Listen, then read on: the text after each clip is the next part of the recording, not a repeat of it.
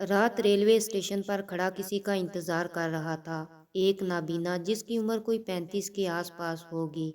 साथ में एक बूढ़ी औरत थी जो नाबीना का हाथ पकड़कर चल रही थी। रात के उस पहर उनको ऐसे सर्दी में देखकर मेरे दिल में सवालों का अंबार था। अभी मैंने उनकी तरफ कदम बढ़ाया ही था, देखा कि नाबीना का कंधे पर रखा कपड़ा नीचे गिर गया।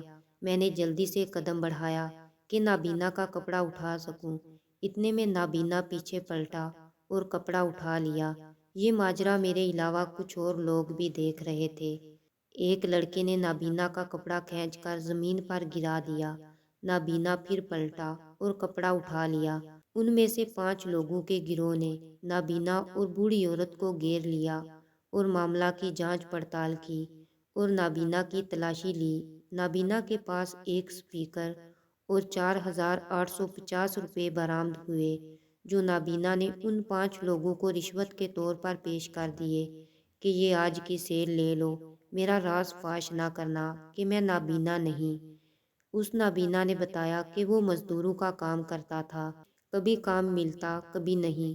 2 वक्त की रोटी इस महंगाई में मुश्किल से पूरी होती थी।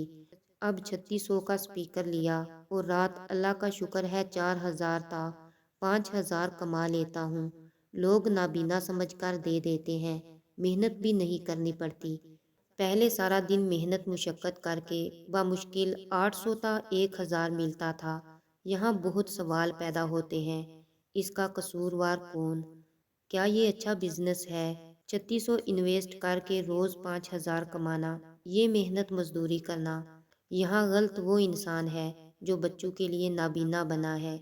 ये गलत मुआशरा है, ये गलत हुक्मरान। मज़ीद दिलचस्प और मालूमाती कहानियाँ सुनने के लिए चैनल को सब्सक्राइब ज़रूर करें। शुक्रिया।